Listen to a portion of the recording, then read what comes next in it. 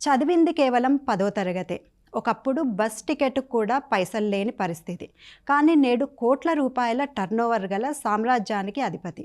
ఆమె హర్యానాకు చెందిన పూజా శర్మ. ఒక సాధారణ పల్లెటూరికి చెందిన పూజా శర్మకు 20 ఏళ్లకే పెళ్ళయింది. 3 పిల్లలు. ఇల్లే ప్రపంచంగా గడుస్తున్న సమయంలో భర్తకు స్థిరమైన ఉద్యోగం లేకపోవడంతో కుటుంబం ఆర్థిక ఇబ్బందుల్లో పడింది.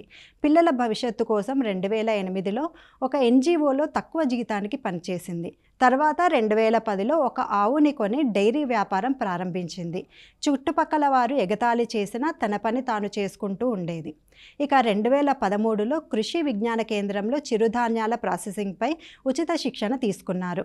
రైతు పండించిన పంటకు ధర నిర్ణయించలేడు, కానీ అదే పంటను ఆహార ఉత్పత్తులుగా మార్చి అమ్మితే మనమే ధర నిర్ణయించవచ్చు అనే సూత్రాన్ని ఆమె బలంగా నమ్మారు. శిక్షణ తర్వాత గ్రామ మహిళలతో కలిసి ఒక స్వయం సహాయక బృందాన్ని ఏర్పాటు చేసి చిరుధాన్యాలతో బిస్కెట్లు, లడ్డూలు తయారు చేయడం ప్రారంభించారు. 2017లో బేకరీ యూనిట్ పెట్టి నిలదొక్కుంటున్న సమయంలో కరోనా లాక్డౌన్ వల్ల ఇబ్బందులు మొదలయ్యాయి. అయినా అధైర్యపడకుండా తక్కువ ధరలో చిరుధాన్యాల బిస్కెట్లు తయారు చేస్తూ మిల్లెట్ మామ్ బ్రాండ్కు పునాది వేశారు. తనతో పాటు నమ్ముకున్న మహిళలకు ఉపాధిని అందించారు. నేడు పూజా శర్మ మిల్లెట్ మామ్ బ్రాండ్ ద్వారా ఏకంగా 150 మంది మహిళలు ఉపాధి పొందుతున్నారు. పశ్చిమ బెంగాల్ ప్రభుత్వానికి ఒకేసారి 15 లక్షల లడ్డూలను సరఫరా చేసే స్థాయికి ఈమె సంస్థ ఎదిగింది.